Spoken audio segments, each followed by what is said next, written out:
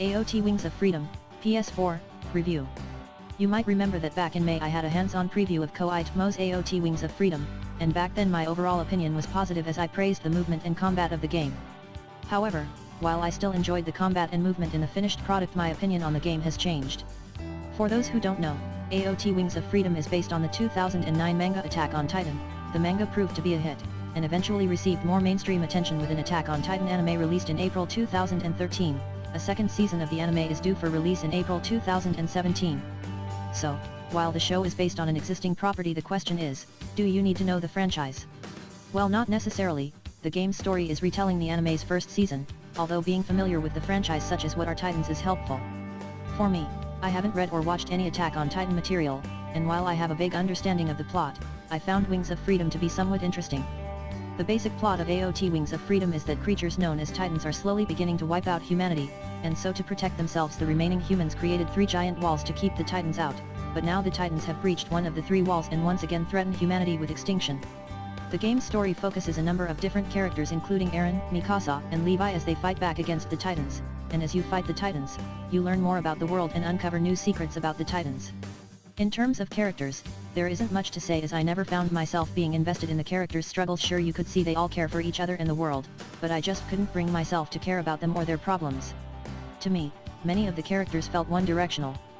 For example, Eren with his focus on revenge, and Armin, an intelligent and cowardly character who always found some way to stand up and solve an issue. Now, let's move on to gameplay.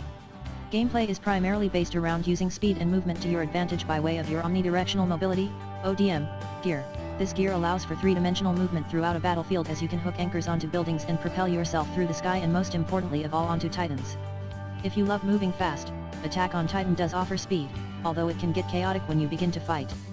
Fighting Titans is all about entering combat mode, anchoring to the neck, legs or arms of a Titan, then rushing towards it, and slashing as you make contact.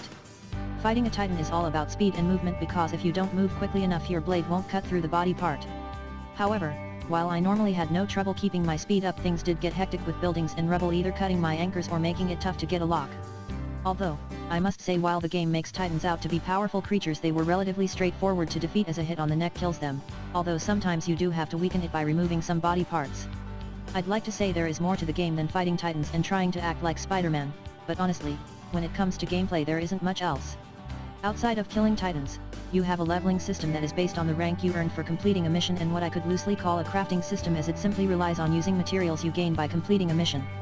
Speaking of missions, nearly every mission felt identical as the majority of missions involved killing all the Titans in the area and making sure no allies die. Although, speaking of allies, they do offer some help during combat, as the offer side mission can be recruited to help you defeat the Titans in the area, and the ones you can't recruit help you by replenishing your item count, as you need to use items to recharge your gas and blades. Looking past the gameplay and story mode, does the game offer anything else? Well, you can replay missions, and enter expedition mode where you can take on survey and expedition missions either online with friends or by yourself. Apart from the additional mode, there is nothing else. In terms of issues, the game suffers from a lot of clipping, as I found the camera constantly messing around when I was close to a building or had a Titan blocking my view. Frankly, for me the camera was a major annoyance. As I mentioned earlier, another issue is that the movement can get chaotic when in combat. When it comes to graphics, the game has a very anime-inspired art style that does suit the game nicely. In terms of audio, the game is Japanese audio only with English subtitles. While people do like Japanese-only audio, I felt it was a major reason why I couldn't be invested in the characters.